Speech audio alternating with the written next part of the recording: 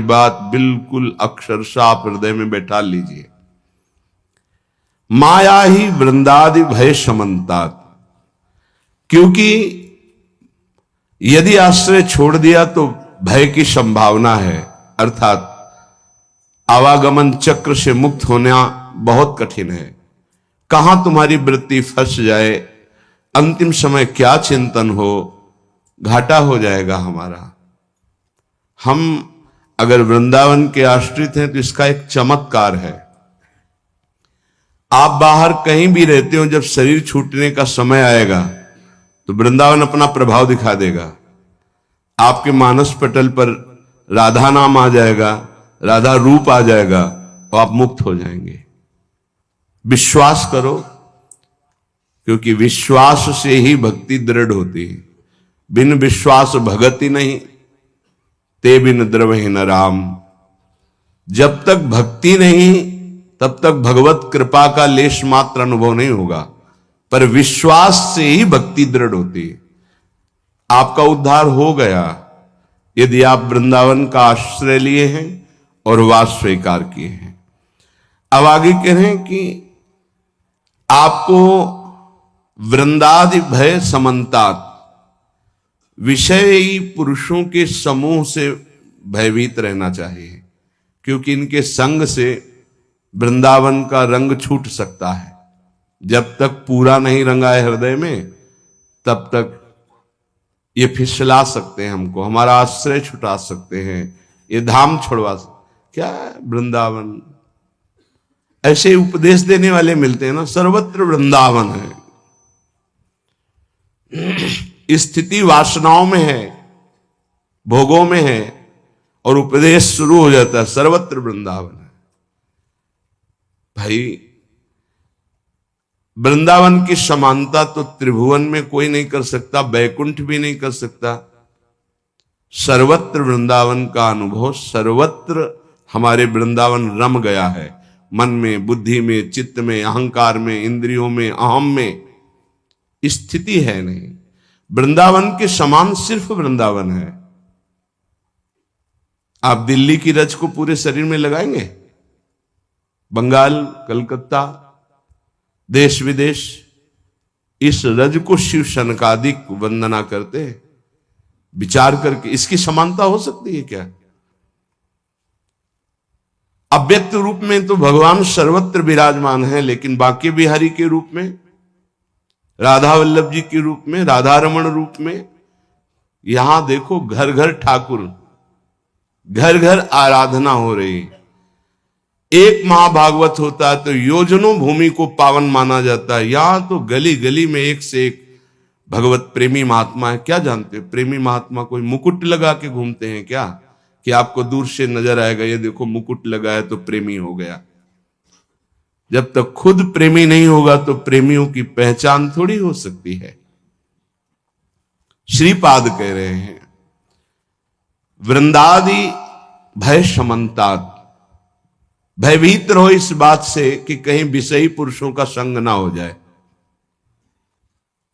बहुत अंतराय पड़ जाता है साधना में, बहुत अंतराय, लक्ष्य में अंतराय पड़ जाता है विषयी पुरुषों के संग से।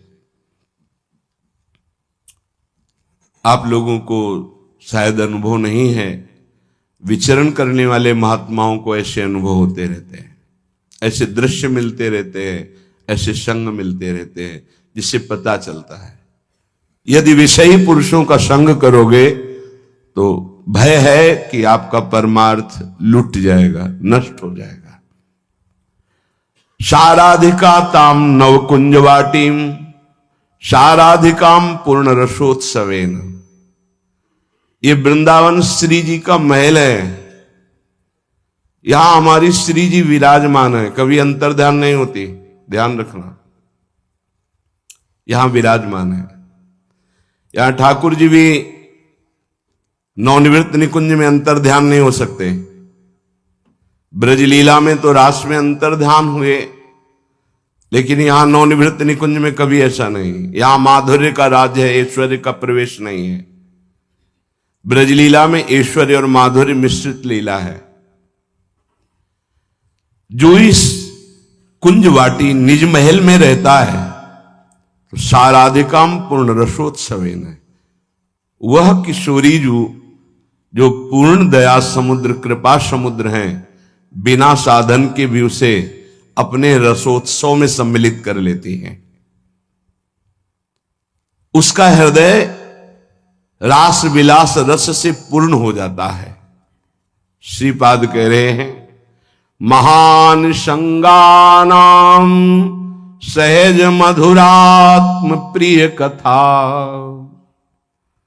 प्रसंगानाम प्रेमोत्पुलक गलदश्राकुल गिराम, अपारे श्री वृंदावन रस महाब्धौ विहरताम, शिरो में सोल्लासम वह तुम महताम श्री पद रजह।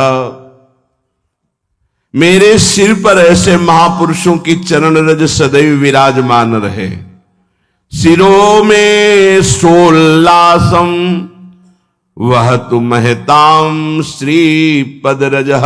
जिनके जाने जानिए युगल चंद्र सुकुमार, ध्रुवदास जी महाराज कहे, जिनके परिचय में प्रियालाल आ गए, जिन रसिकों से हमारा परिचय हुआ तो प्रियालाल से परिचय हो गया। श्यामा श्याम के नाम रूप लीला धाम से सोल्लास, मैं उल्लास के सहित उनकी प्रतिपल चरण रज अपने माथे पे रखता हूं। क्या बल मिलता है इस चरण रज से? महान निसंगानाम, वो महान असंग महापुरुष हो जाता है। ये बहुत खास बात है जिसको धारण करना बहुत कठिन है, पर गुरु कृपा पात्र बहुत सरल ढंग से इसे निर्वाह कर ले जाता है। क्या? किसी से मतलब नहीं। इस मार्ग के उपासक किसी से मतलब नहीं। पहले तो कहा पीछे वाले में कि जो विषयी पुरुषों का समूह है उनके संग से भयभीत रहे, कभी संग न करे। अब आगे वाले में कहा महान संगा नाम, किसका ये स्वरूप होता है? बोले जो वह तो महताम श्री पद रजा, महापुरुषों की चरण रज से जिसका शरीर अभिषिक्त है और माथे पे जिसकी चरण रज विराजमान है, गुरुजनों की, संतों की, रसिकों की, वो महान संगानाम सहज मधुरात्म प्रिय कथा। वो निसंग ही नहीं, महान निसंगानाम, जागृत स्वप्न सुषुप्ति कभी भी कहीं भी उसका किसी से संबंध नहीं है, शरीर से भी नहीं। क्योंकि महान संगानाम तभी हो सकता है, शरीर से भी नहीं। यह ज्ञानी जीव जानते नहीं। कहते हैं शरीर तो यहां छूट जाता है, फिर गति किसकी होती है? भगवत प्राप्त। शरीर तो एक कपड़ा है, समझते नहीं हो। इसके नीचे एक कपड़ा है, सूक्ष्म शरीर, उसके नीचे एक है कारण शरीर। आप पहनने वाले हुए आपके कपड़े हैं, एक छूटता है सिर्फ स्थूल शरीर। सूक्ष्म शरीर और कारण शरीर को लेकर के बार बार जन्म मरण होता रहता है, कपड़े बदलते रहते हैं। और जो जीवन मुक्त हो गया तो तीनों शरीरों का संबंध खत्म और दिव्य चिन्मय चिदानंदमय शरीर को, भाव देह को प्राप्त करके चिन्मय धाम में, चिन्मय लीला में, चिन्मय प्रिया प्रीतम के समीप हो जाता है। वो महान संगानाम, साधक का स्वभाव ऊपरी बड़ा ही रुक्ष होना चाहिए। साधक का रुक्ष, सबको ये लगना चाहिए कि बड़ा बेरुखा आदमी है ये, बच जाओगे। गोस्वामी जी ने भी लिखा है, गिरा अरथ जल बीच सम, कहियत भिन्न न भिन्न, बंदों सीता राम पद, जिन्हि परम प्रिय खिन्न। खिन्न मानसा, किसी से कोई संबंध नहीं। कोई बात करे तो उदासीन होकर बात करे, उसको रस ना मिल पावे, उसको प्रियता समझ में ना पावे। साधक की बात कह रहा हूं, आगे चल के तो सब जीवन शुभ प्रीति रीति निभात आपनी, वो स्थिति आ जाती है। पर साधक को चाहिए वो अपना बाहरी स्वभाव उदासीन रखे, खिन्न रखे। ये हर समय भौं चढ़ा के बात करते हैं, इनका तो कोई प्रेमवादी से लगना चाहिए।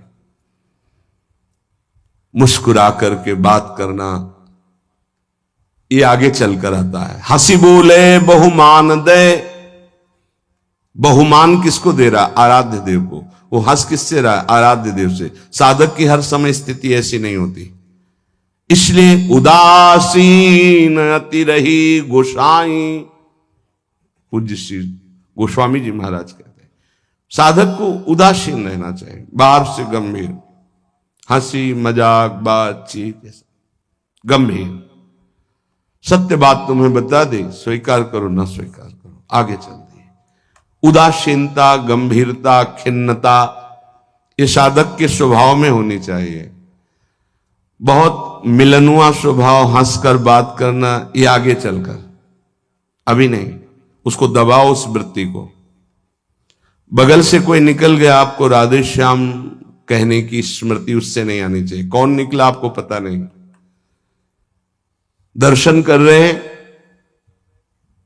कभी कभी यह भी पता नहीं चलता कि प्रभु पोशाक कौन धारण किए।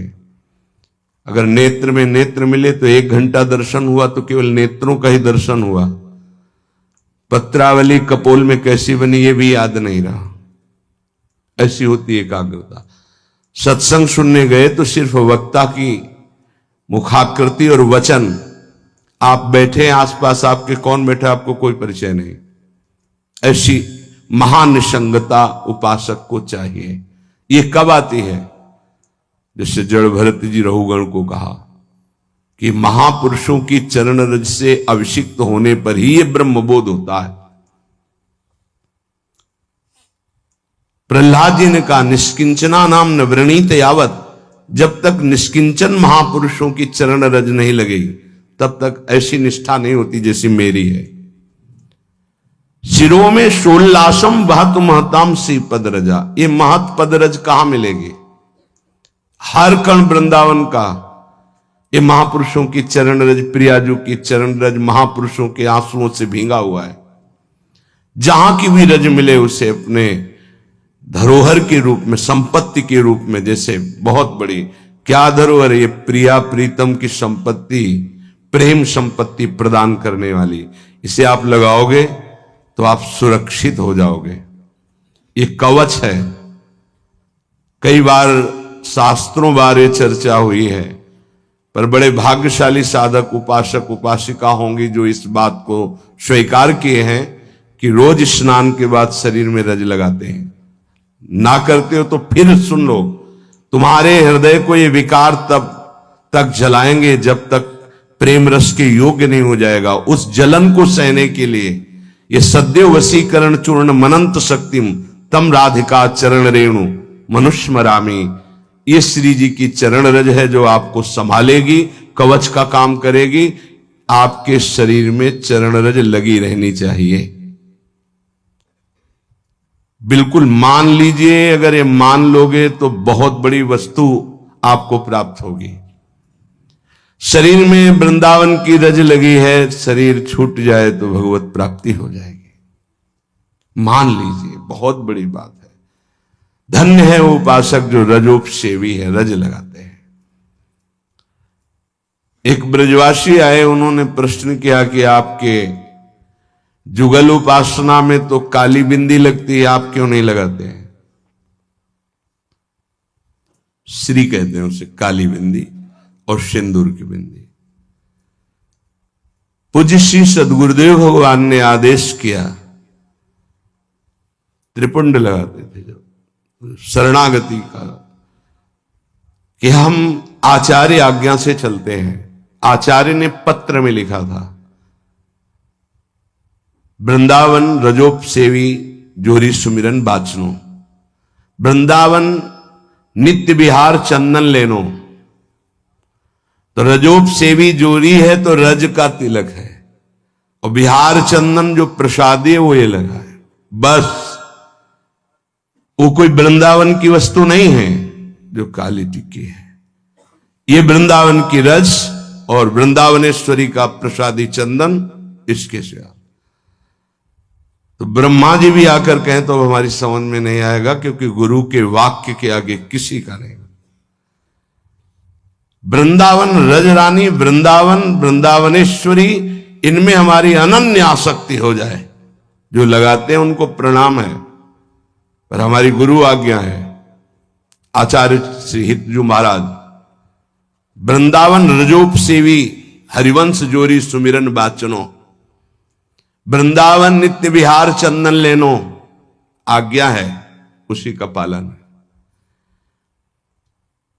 अगर महापुरुषों की चरण रज लग रही है तो महानिशंगा नाम मान लीजिए, बार बार इसलिए कह रहे मान लीजिए। आप में सामर्थ्य नहीं कि आप असंग हो सके, महानिशंगा नाम तो बहुत बड़ी बात है। वो कहीं आसक्त नहीं, न स्वभाव में, न सूक्ष्म शरीर में, न स्थूल शरीर में, और न बाहरी व्यवहार में। वो अपने स्वरूप में स्थित महापुरुष है, वही महानिशंगा नाम होता है। फिर क्या बोले? सहज मधुरात्म प्रिय कथा, अपनी प्यारी जी और प्यारे जी की कथा सुनते ही उसकी दशा बदल जाती है। प्रसंगानाम प्रेमोत्पुलक गलदस्रा कुलगिराम, अश्रु प्रवाह हो रहा है, पुलकित तन हो रहा है, गदगद कंठ हो रहा है। ये सहज मधुरात्म, सहज मधुर रस प्रदान करने वाली प्रीतम की चर्चा सुनते ही, पद गाते ही दशा बदल गई। कैसे हुआ? बोले महापुरुषों की चरण रज का प्रभाव। अपारे श्री वृंदावन रस महाब्धो विहरताम, इस महाप्रेम रस के अपार समुद्र में विहरण करने वाली जो जुगल जोरी विहार करने वाली श्री श्यामा श्याम है, इनके प्रेम में जो उल्लसित है, उनकी चरण रज सदैव मेरे माथे पे लगी रहे। तो सदा राधा कृष्ण प्रणय पुलकासुद गमभृतहा, राधा नाम सुनते ही रोमांच हो गया, अश्रु प्रवाह होने लगा। श्यामा श्याम की बात सुनते ही, पद सुनते ही पुलक, पुलकावली, अश्रु बहने लगे और देह कंपायमान होने लगी। ये बड़े भाग्यशाली, इसमें जानबूझकर नाटक न करे, स्वाभाविक आ जाएगा। नाम जप करो, रस सिंधु वृंदावन की रज लगाओ और रहने से रहो तो स्थिति आ जाएगी। एकांत में चिल्ला चिल्ला के रोने का मन होता है। जैसे डकार आती है ना, तो उसको निकलना ही पड़ेगा। ऐसे रोना आता है, स्वाभाविक। क्यों रोना आता है? कुछ चाहिए, कोई दुख, कोई विपत्ति? नहीं, स्वाभाविक। वो एक प्रक्रिया है उस प्रेम की। रोना आता है, हल्का हो गया, रोया, थोड़ा शांति मिली। अगर रोएगा नहीं तो रह नहीं सकता। उसकी दिनचर्या है रोना, कभी भी कहीं भी भाव आ जाएगा। किशोरी कंदर्पा कुल कनक गौरांग लतिका, आहा, जो किशोरी जो हमारी गौर वर्ण है, जो कनक लता है, ऐसे उपासक का यही जीवन हो जाती है। जीवन का तात्पर्य प्रसाद सृग वस्त्राभरण कृत भूषा प्रणयनो, वो इनके प्रसाद से प्राण पोषण करता है। इनके चरणामृत की ही वो वृत्ति साधना है। हमारा साधन बल क्या है? इनका चरणामृत। वस्त्राभरण, कोई भी वस्त्र बिना प्रसादी के लाडली जू का, गुरुदेव का, शरीर पे नहीं धारण। नवीन वस्त्र को देखा गुरुदेव भगवान कैसे प्रसादी करते हैं। पहले उसे धोते हैं, प्रक्षालन करते हैं, फिर सुखाते हैं, फिर श्री जी के सिंहासन में स्पर्श करा के रजरानी में ऐसे एक दो बार फिर उसे धारण करते हैं। श्री जी का पहले धोते हैं नया वस्त्र, श्री जी के सिंहासन को अर्पित करके फिर रजरानी में एक दो बार लोट लगा के उस वस्त्र को फिर धारण करते हैं। वस्त्रा आभरण प्रसाद, प्रसाद स्वरूप ही हमारा भोजन है। प्रसाद चरणामृत, प्रसाद वस्त्र आभरण, प्रसादी माला, प्रसादी पुष्प, प्रसादी इत्र, इनका बड़ा आदर करें। श्री जी का प्रसाद यही हमारा जीवन है।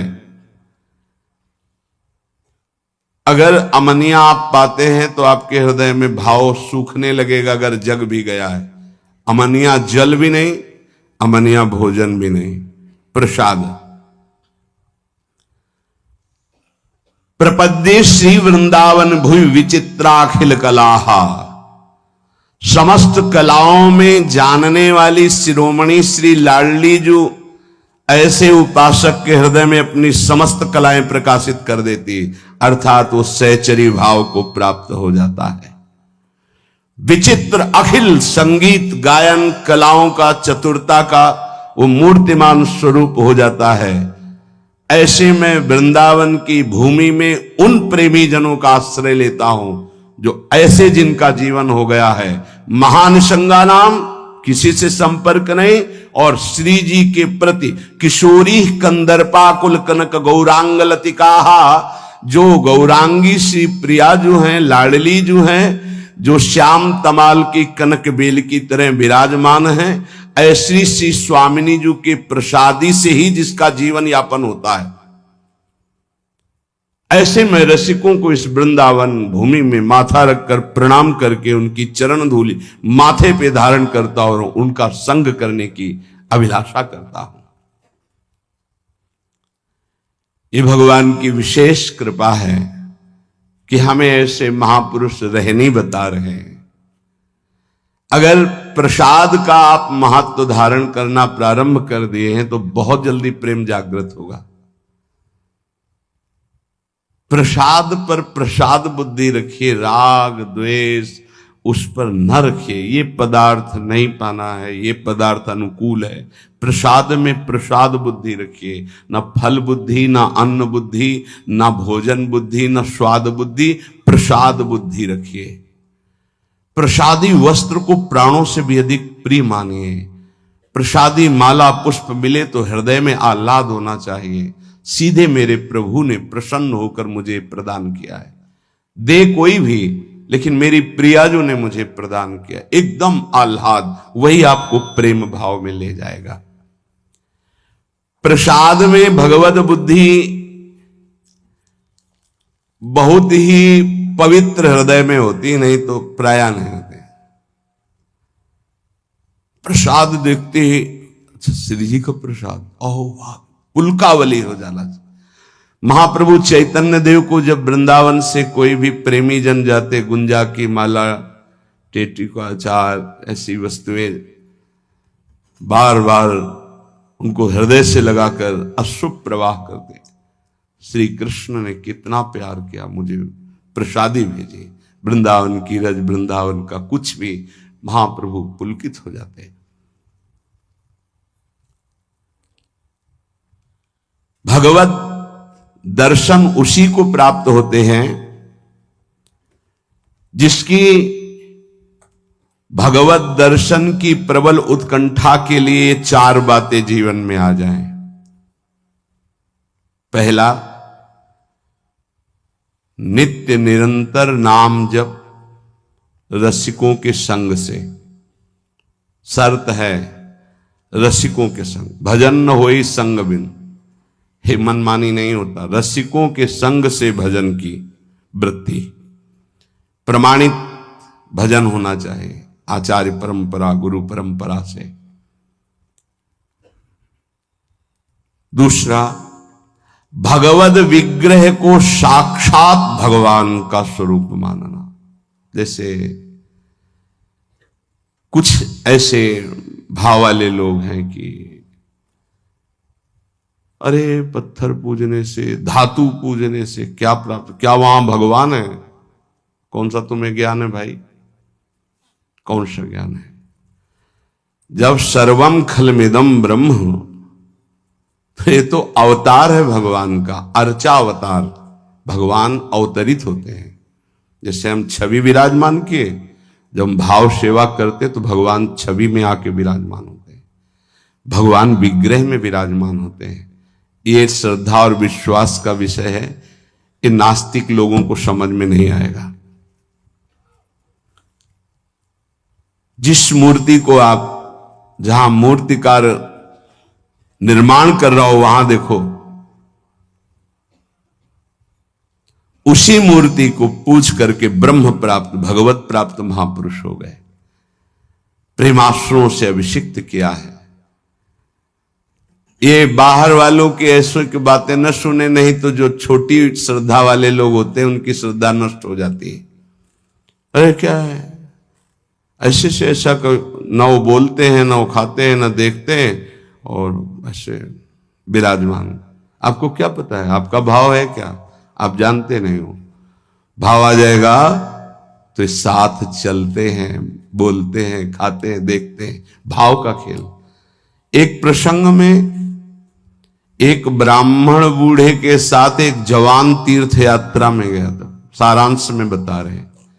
ब्राह्मण तीर्थ यात्रा का इच्छुक हुआ, पर उसको लगा कि मेरे बेटे तो हैं, पर धनी होने के कारण वो विलासिता में युक्त हैं, मेरे साथ तो चलेंगे नहीं। अगर कोई जवान आदमी मिल जाए, मुझे तीर्थ यात्रा करवाए, उसे कुछ भेंट पूजा दे देंगे। तो एक गरीब ब्राह्मण का जवान लड़का था, बात की तो उसने कहा हमारा भी सौभाग्य होगा कि तीर्थ यात्रा होगी और आप हमारे पिता तुल्य, आपकी सेवा होगी। समस्त तीर्थों में भ्रमण कराया। जब वृंदावन आए तो बहुत सेवा उसने की। उसका मन बहुत प्रसन्न हो गया। धनी का वृद्ध था तो गोपाल जी के दर्शन कर रहा था। उसने कहा वृंदावन को साक्षी करके, गोपाल जी महाराज सामने हैं, मैं बहुत प्रसन्न हुआ तुम्हारे ऊपर, तुमने इतनी सेवा की। एक बेटी ब्याह योग्य है, मैं तुम्हें ब्याह करवा दूंगा अपनी बेटी से। तो कहा देखो हमने तो नहीं कहा, तुमने कहा है ना, इस बात को ध्यान रखना, वहां जाके भूल मत जाना। ऐसा ही हुआ। सारांश में बताया। वो जब गांव पहुंचा तो वृद्ध की हिम्मत नहीं हुई अपने धनी बेटों से कह दे कि बहन का ब्याह उस गरीब के साथ कर दो।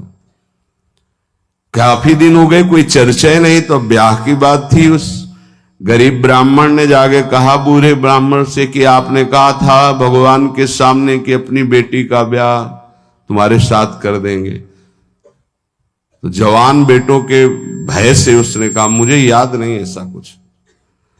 भाई याद नहीं? तुमने भगवान के सामने कहा था। वो कह रहे याद नहीं। तो बेटों ने कहा कि चलो भागो यहां से। भगवान के सामने कहा बुलाओ भगवान को, अगर साक्षी दे देंगे तो हम बहन का ब्याह कर देंगे। बोले पक्का?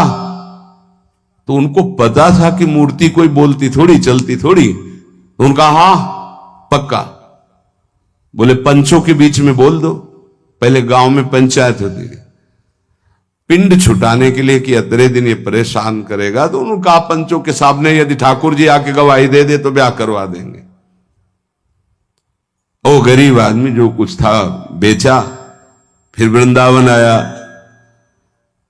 ठाकुर जी गोपाल जी से कहा कि महाराज आपके सामने हमारे ब्याह की बात कही थी इस वृद्ध ब्राह्मण ने, आपको गवाही देना पड़ेगा तब हमारा ब्याह होगा।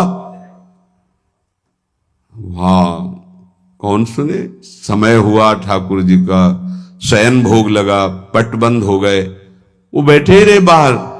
वाह गोपाल जी महाराज, आप जब बोलोगे तभी हमारा ब्याह होगा और हम तभी यहां से जाएंगे जब आपको साक्षी दे। सब चले गए थे वो अकेले। उसको विश्वास था भगवान है।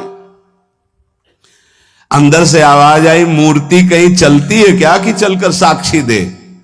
बोले महाराज मूर्ति बोलती थोड़ी है, आपने बोला ना तो आओ निकल के बाहर। अब उनके लिए कोई पर्दा है क्या? ललित त्रिभंगी वैसे। बोले देखो यार अब तुम्हारे प्रेम के कारण हम बाहर तो निकल आए, तुम उसको यहीं बुला दो, हम यहीं साक्षी। बोले महाराज वो नहीं आएगा, हमारा ब्याह रुक जाएगा, आपको चलना पड़ेगा। बोले चल तो देंगे, लेकिन देखो हम वृंदावन के ठाकुर हैं, हमको तो अच्छा अच्छा माखन मिश्री और सब भगवान ने बहानेबाजी। बोले महाराज हमें पता था कि आप भोग राग के लिए कहोगे, तो हमारे पास जो संपत्ति थी बेच के आए, खूब खवाते पियाते चलेंगे महाराज। बोले चलो अच्छा, देखो दृढ़ विश्वास। बोले महाराज हम जानेंगे कैसे कि आप आ रहे हो? बोले मेरे नूपुरों की ध्वनि सुनाई देगी, और देखो लौट कर जहां देख लोगे उससे आगे फिर हम नहीं जाएंगे। ठीक है महाराज, जब भोग लगाने का समय आएगा तो हम बोल देंगे, तब तुम हमारा भोग लगाना, और जब हम चलेंगे तो लौट कर पीछे नहीं देखोगे। ठीक है महाराज। अपने प्रांत पहुंचे, उड़ीसा प्रांत। गांव जब नजदीक रह गया तो सोचा मुड़ के तो देखे, केवल पायले धुनी है, ठाकुर जी भी है। मुड़ के देखा तो श्याम घन साक्षात प्रभु। प्रभु ने कहा देखो तुमने वादा तोड़ दिया, अब हम यहां से नहीं जाएंगे। बोले महाराज अब तो कोई बात नहीं। गांव में दौड़ के गया, गोपाल जी आए, प्रभु आए साक्षी देने के लिए मेरे ब्याह के लिए। पूरा नगर दौड़ पड़ा, पंचायत के सब ने देखा प्रभु विराजमान। अब किसी की हिम्मत थोड़ी थी कि पूछ ले, जबरदस्ती उस बुड्ढे से कहा ब्याह करो भगवान वृंदावन से साक्षी। आज भी साक्षी गोपाल के रूप में भगवान विराजमान। क्या हुआ? जिसे तुम मूर्ति समझते वो चल के उड़ीसा तक गए और गवाही दी। विट्ठल भगवान बातचीत करते थे तुकाराम जी से, नामदेव जी से, इन बड़े बड़े संतों से। हरिवंश महाप्रभु, सेवक जी महाराज, बनचंद महाप्रभु तक बातचीत करते थे राधा वल्लभ लाल जी। प्रगट में एक बार मोहन चंद जी महाराज महाप्रभु के सबसे छोटे लाडले पुत्र थे। महाप्रभु राधा वल्लभ जी की सेवा परिचर्या में थे, तो एक पात्र कटोरा था राधा वल्लभ जी की सेवा का, उसमें चरण छू गया श्री मोहन चंद जी का। महाप्रभु ने एक शपथ मारी, प्रभु के पात्रों को ऐसे। राधा वल्लभ जी के जब पत्रावली कर रहे थे तो कपोल में अंगुली बनी, तो उनका जय जय आप। तो बोले मोहन चंद के रूप में मैं ही तो अब खेल रहा हूं अपने पात्र, तुमने वहां मारा मुझे देखो लगा। महाप्रभु ने कहा क्षमा कीजिए प्रभु, ऐसी तन्मयता मोहन चंद जी की आप में है ये मुझे पता नहीं था। ऐसा महाप्रभु से बात, स्वामी जी से, बिहारिंदेव जी से, बिहारी जी बात करते थे। आज भी महापुरुषों से प्रभु बात कर। ये केवल मूर्ति छवि का विषय नहीं होता। ये अज्ञानी जीव जो हैं ये केवल तर्क विवाद में फंसे रहते। श्रद्धा में तर्क विवाद नहीं होता। ये तर्क विवाद जहां होने लगे, ऐसी कोई वार्ता होने लगे, श्रद्धालु उपासक को बिल्कुल हट जाना चाहिए। भगवत दर्शन किसको प्राप्त होते हैं? पहला, जो रसिक महापुरुषों के गुरुदेव के अनुसार भजन करता, नाम जप, मंत्र जप। दूसरा, भगवद विग्रह को साक्षात प्रभु मान करके। कहो सो कहां जहां प्रभु नाही, जब सर्वत्र प्रभु है तब तो हमने प्रभु का श्री विग्रह, अर्चा विग्रह, ये अर्चा अवतार है भगवान का, इनको विराजमान किया, साक्षात मेरे प्रभु हैं। ये बाहरी दर्शन है। तीसरा, प्रभु को अर्पित किए हुए प्रसाद के अलावा अरुचि होना। कुछ भी ऐसा जो हम प्रभु को अर्पित नहीं कर सकते वो हम नहीं पा सकते। प्रभु को अर्पित ना की हुई चाहे अमृत पड़ी हुई वस्तु हमारी बिल्कुल श्रद्धा और रुचि नहीं। हमारे प्रियालाल ने नहीं पाया तो हम उसे चख नहीं सकते। ये भगवत प्राप्ति, भगवत दर्शन के लिए बहुत आवश्यक है। गुरु प्रदत्त भजन में आसक्ति, इष्ट के श्री विग्रह छवि में साक्षात भाव, और इष्ट को अर्पित ना किए हुए वस्तु, वस्त्र, पदार्थ, भोगों में पूर्ण अरुचि। कई बार हमने ऐसे संतों को देखा जो अमनिया जैसे पा लीजिए, नहीं नहीं, अमनिया है ना, हम अपने ठाकुर को भोग लगा के पाएंगे, या आप अपनी श्री जी को भोग लगा दीजिए तो पालेंगे, अन्यथा नहीं। अमनिया नहीं, अमनिया माला पत्र पुष्प सुगंधित कुछ भी नहीं, हमारा जीवन प्रसादी हो जाना चाहिए। ये बहुत ध्यान से अपनी दिनचर्या में देखिए कि कभी अमनिया मत पाइए। चौथा, सहनशील, ये बहुत आवश्यक है। बहुत सहनशील उपासक को होना चाहिए। जितना सहोगे उतनी भक्ति प्रकाशित होगी। सहत सहत बाढ़े भगति गृह तनु गुरु हितगार। गुरुदेव को समर्पित जीवन और सहनशीलता निश्चित भगवत दर्शन, 4 बातों से निश्चित भगवत दर्शन हो जाता है। श्री भगवान कहते हैं कि हे अर्जुन, हमारे तुम्हारे बहुत जन्म हो चुके हैं, उनको तुम नहीं जानते, हम जानते हैं। हमारा जन्म होता है स्वेच्छा से, अपनी इच्छा से। तुम्हारा जन्म होता है कर्म बंधनों से।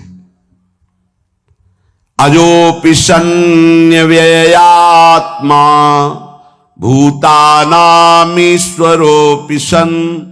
प्रकृतिम स्वामधिष्ठाय संभवाम्यात्म मायया। मैं अजन्मा हूं, अविनाशी हूं। अजन्मा और अविनाशी होते हुए भी संपूर्ण प्राणियों का महान ईश्वर हूं। संपूर्ण प्राणियों का शासक होते हुए भी प्रकृति को अपने अधीन करके मैं समय समय पर प्रकट होता हूं। श्री भगवान कह रहे हैं अजोपि शन्य व्ययात्मा। भगवान कहते हैं कि मेरा जन्म मनुष्यों की तरह नहीं होता है।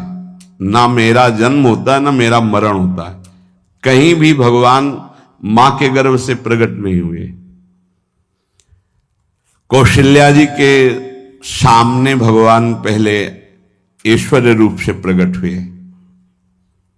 कौशल्या जी ने देखा, माता पुनि बोली सोमति डोली तजहु तात ये रूपा की जैसे शिलीला अति प्रियशीला ये सुख परम अनुपा। तो सुनि बचन सुजाना रोदन ठाना होई बालक सुरभूपा।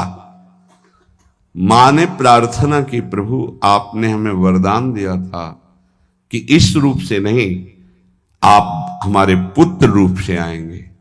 भगवान ये प्रार्थना सुनते ही सुनि बचन सुजाना रोदन ठाना।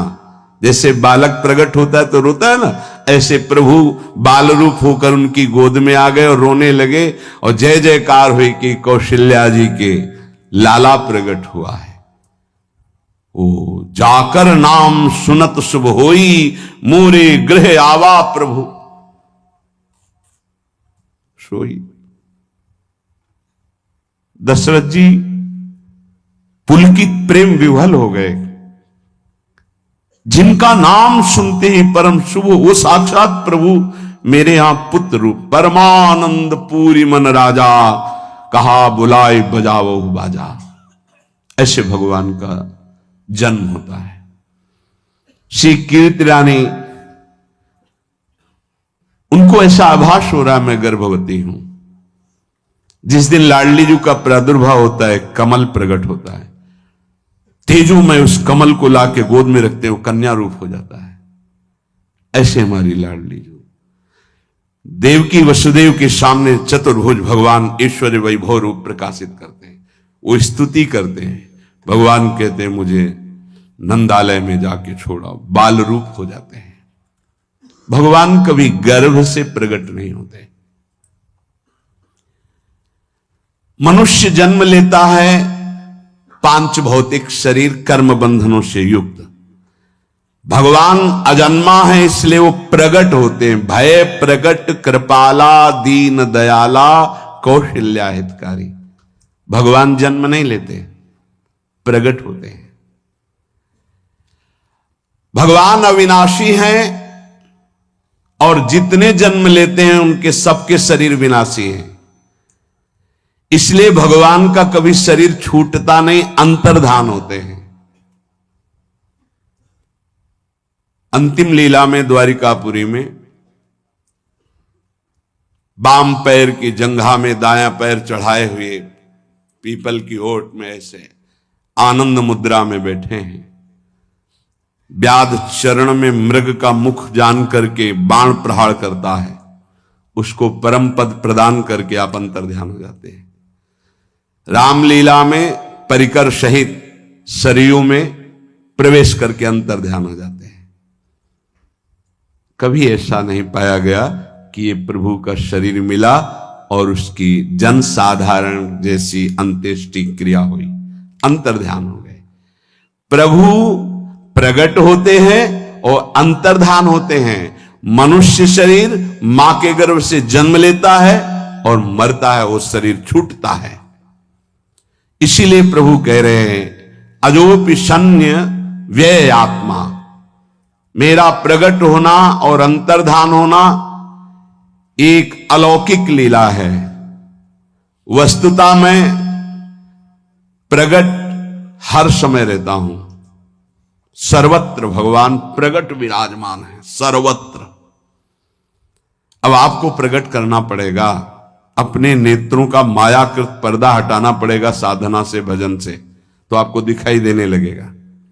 जित देखो तित श्याममयी। संपूर्ण प्राणी जन्म से पहले अव्यक्त थे, मरने के बाद अप्रकट अव्यक्त हो जाने वाले हैं। केवल बीच में ही इनके शरीर दिखाई दे रहे हैं, परंतु भगवान सर्वत्र प्रकट ही हैं। जैसे सूर्य सदैव प्रकट रहता, कभी अस्त नहीं होता। सूर्य उदय और अस्त ही हमारे नेत्रों की सीमा में होता है। हमारे नेत्र नहीं देख पाते जब सूर्य अन्य देशों में प्रकाश कर रहे होते हैं, तो पर्वतों की छाया के कारण हमें लगा सूर्य अस्त हो गए, फिर घूम के तो सूर्य उदय हो गए। वस्तुतः ना सूर्य कभी अस्त होते ना उदय होता है, ये अपने नेत्र अपने सामने की बात है। सूर्य तो सदैव अनवरत प्रकाशित करते रहते हैं। जिस समय रात्रि होती कहीं दिन होता है तो सूर्यास्त कहां हुआ? ऐसे ही जैसे सूर्य सदैव रहता है, पर हमारी आंखों की सामर्थ्य ना होने के कारण हम देखते हैं सूर्य उदय हुआ, सूर्य अस्त हुआ। ऐसे ही भगवान सर्वत्र समभाव से विराजमान हैं, पर समय पर कभी कभी वो प्रकट होने की लीला और अंतर्धान होने की लीला करते हैं। वस्तुतः वो जैसे सूर्य सर्वत्र प्रकाश करता है, पर हमारे नेत्र पूरा उतना ही देख पाएंगे जब सूर्य हमारे सामने आएगा। तो सूर्य उदय हुआ, हमारे सामने से चला गया, देखने की क्षमता नहीं, तो सूर्य अस्त हो गया। वस्तुतः सूर्य न प्रकट हुआ न अस्त हुआ, वो तो प्रकाशित ही हो रहा है अखंड रूप से।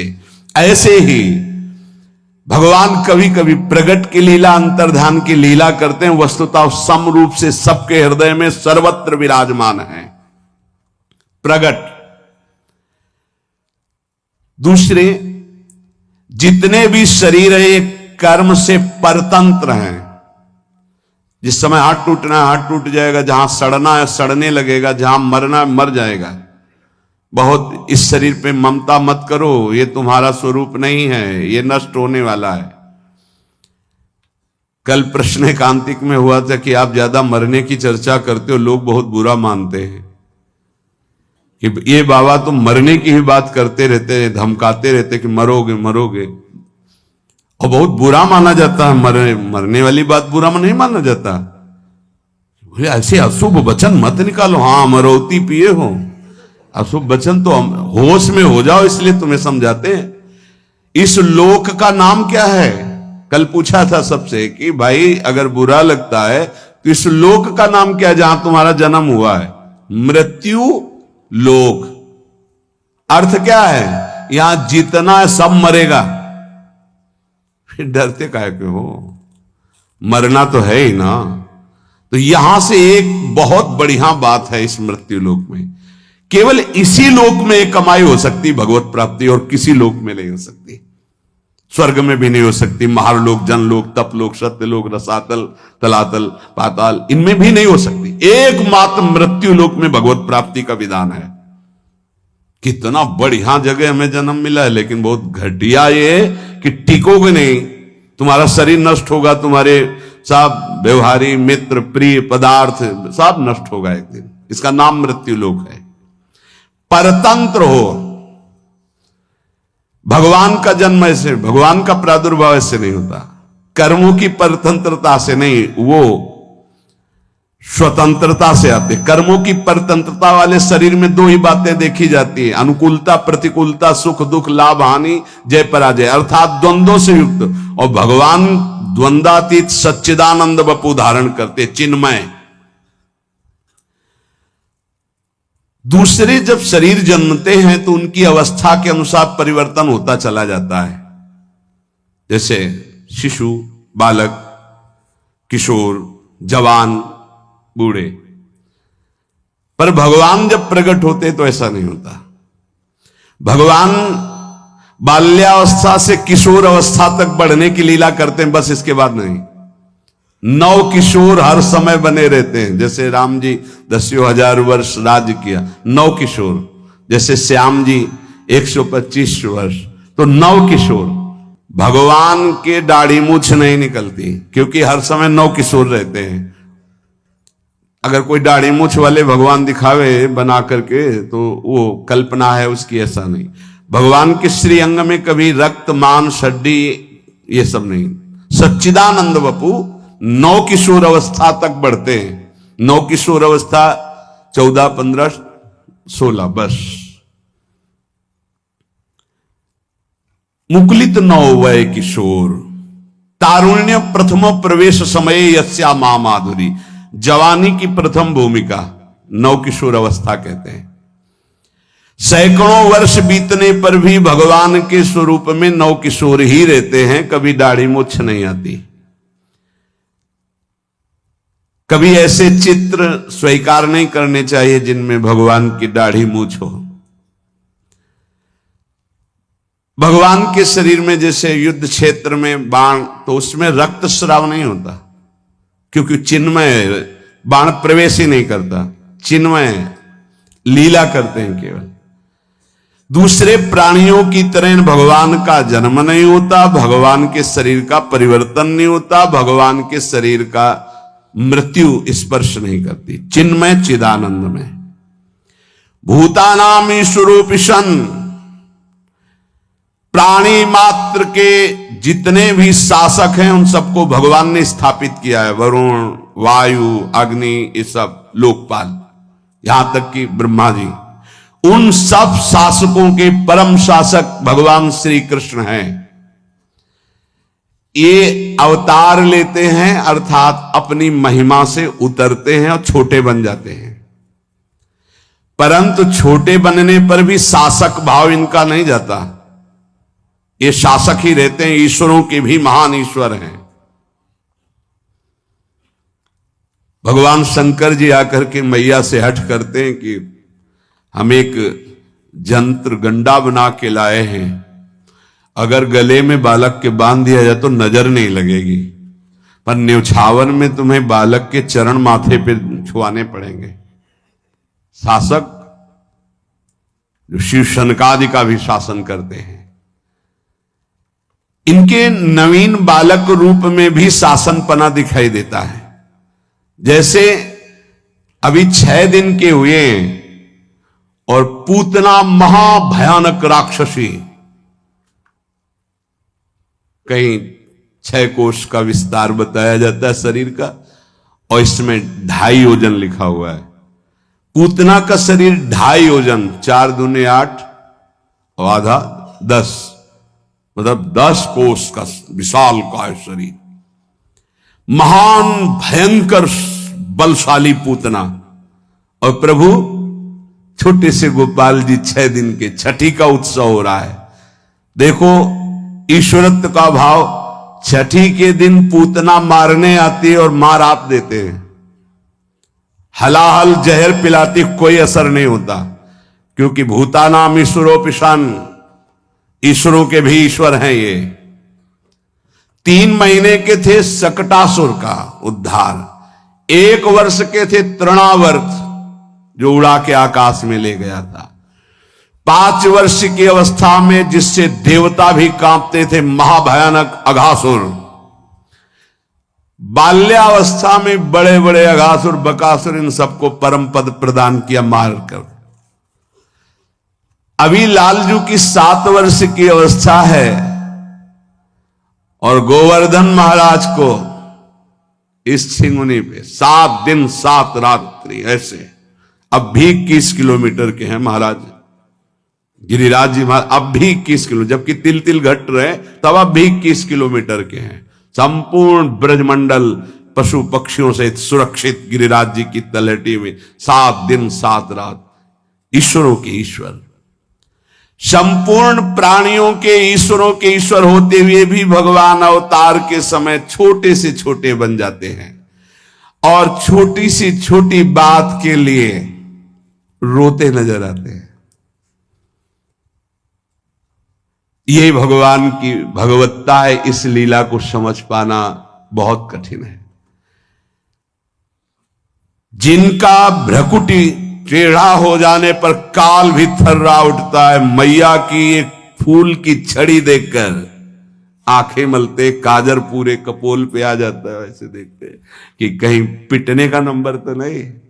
ये हमारे भगवान की उतरने की शोभा है, अवतार अपनी महिमा से उतरने।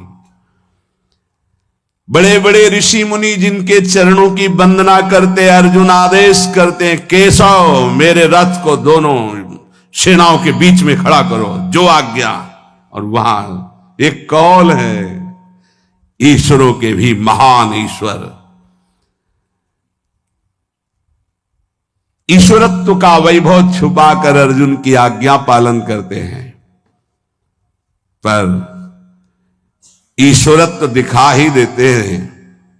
विराट रूप, कांप गए अर्जुन, अरे मैं आपको सखा कहता था, कृष्ण कहता था, प्रभु मुझे क्षमा करना, मैं आपको नहीं जान।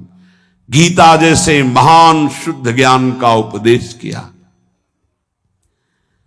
रामावतार में महाराज दशरथ की आज्ञा का पालन करने के लिए 14 वर्ष विशेष उदासी तापसी रूप में, तपस्वी रूप में वन वन भ्रमण किया। भगवान ईश्वरत्व का भाव वहां भी दिखाते हैं। चरण स्पर्श मात्र से अहिल्या जी का उद्धार करते हैं। बड़े बड़े सुबाहुवाद, बड़े बड़े असुरों का वध भगवान करते नजर आते हैं, कभी विश्वामित्र जी के साथ, कभी भगवान की भगवत्ता प्रकाशित ही हो जाती है।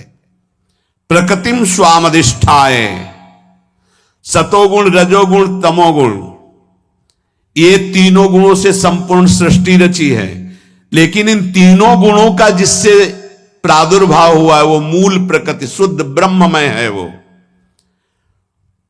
भगवान उस मूल प्रकृति के साथ सच्चिदानंद घन स्वरूप स्वयं प्रकाशित होते हैं। त्रिगुणात्मिका मलिन माया से भगवान की रचना नहीं। चिन्मय शक्ति, कृपा शक्ति जब अवतरित होती है उपासक के हृदय में, तब वो जान पाता है इस भगवान की महामहिमा को। संधिनी शक्ति, संवित शक्ति, आह्लादनी दिव्य दिव्य शक्तियां भगवान की हैं। जहां भगवान से अभेद भक्ति की जाती है तो वही ब्रह्म विद्या रूप होकर प्रकाशित होती है, और जब भेद भक्ति की जाती है तो वही भक्ति रूप प्रकाशित होती है। वही मूल प्रकृति जिससे त्रिगुणात्मिका माया प्रकट हुई है, उस मूल प्रकृति के साथ भगवान अवतरित होते हैं। इसीलिए जब भगवान रामावतार में कह रहे हैं आदि शक्ति जे ही जग उपजाया, सो अवतरी ही मोरी यह माया। मूल प्रकृति ईश्वरी जिनसे त्रिगुणात्मिका प्रकृति प्रकट हुई है, बोले यही आद्या शक्ति मेरे साथ प्रकट होंगी, जो सिया जी के रूप में राम जी कह रहे आदि शक्ति जे जग उपजाया सो अवतरी मोरिया। भगवान की माया के 2 स्वरूप हैं। एक है जिसने त्रिगुणात्मिका माया को प्रकट किया, वो मूल प्रकृति ईश्वरी ब्रह्ममय। प्रकृति भगवान की शक्ति है। अग्नि में जैसे दो शक्तियां रहती हैं, एक प्रकाशिका और एक दाहिका। प्रकाशिका शक्ति अंधकार को दूर करके प्रकाश करती है,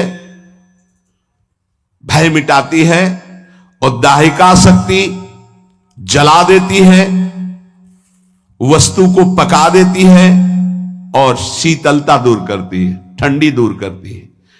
ये दोनों शक्तियां अग्नि से भिन्न भी नहीं है और अभिन्न भी नहीं है।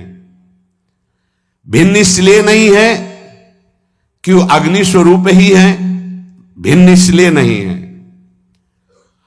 और अभिन्न इसलिए नहीं है कि अग्नि जल रही है और मंत्र के द्वारा उसकी शक्ति को रोका जा सकता है। ना वो जलेगा न ताप लगेगा।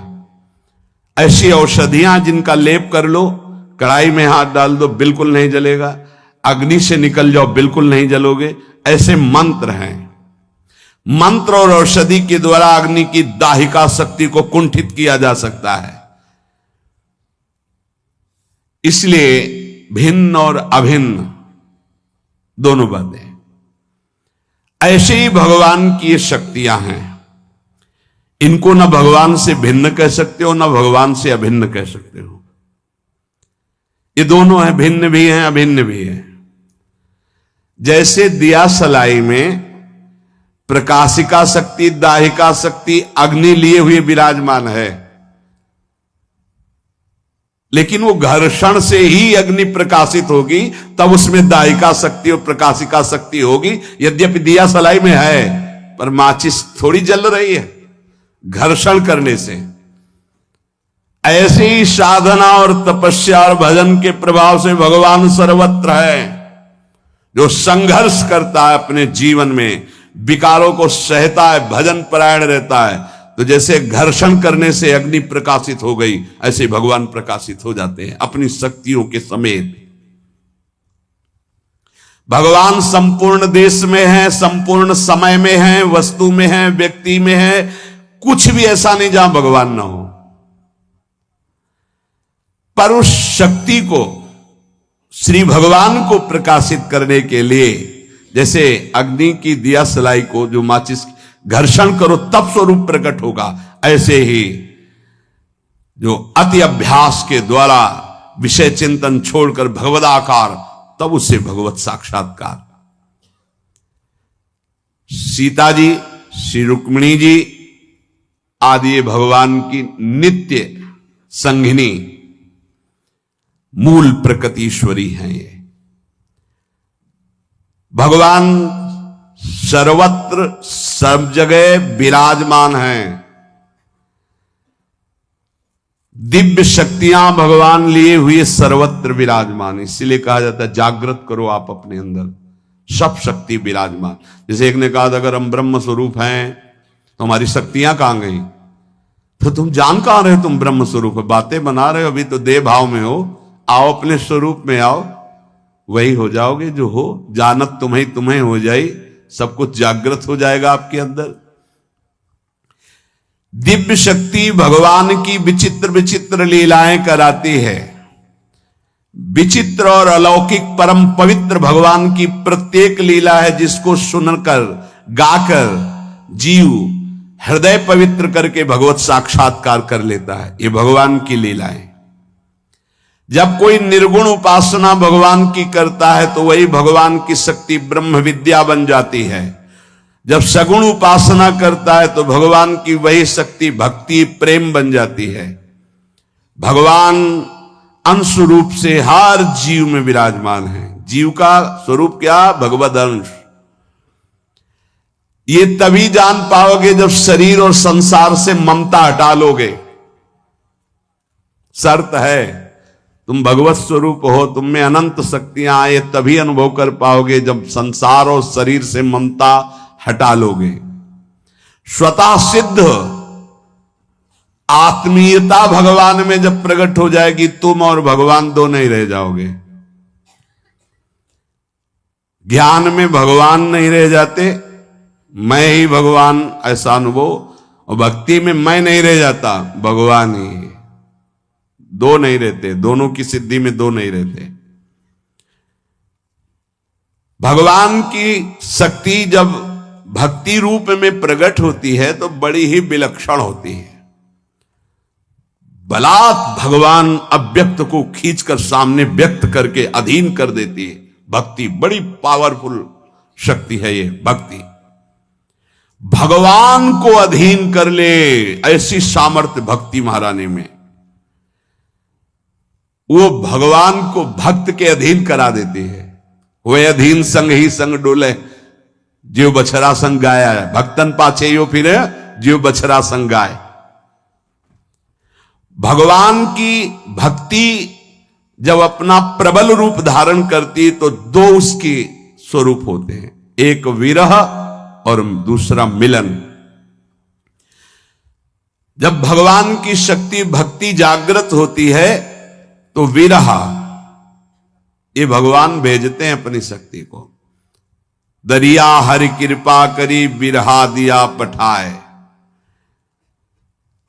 अब भारी विकलता रुदु सुश्रम राजन कृष्ण दर्शन लालसा, ये भक्ति महारानी की। मिलन के लिए इतना विरह पैदा हो जाता है कि भगवान के बिना एक क्षण भी अब जीना मुश्किल हो जाता है। ये अगर प्रभु नहीं मिले तो प्राण निकल जाएंगे, उसी समय प्रभु मिल जाते हैं। ये विरह, व्याकुलता की अग्नि बढ़ी और संसार की सारी आसक्ति भस्म हो गई। ये अग्नि बढ़ती है, जरा सा ताप लगता है, सुलगना शुरू होती है, साधक परेशान हो जाता है। अरे इसको बढ़ाना है अग्नि को।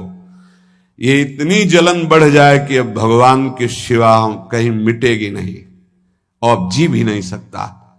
तब जाकर भगवत साक्षात्कार होता है।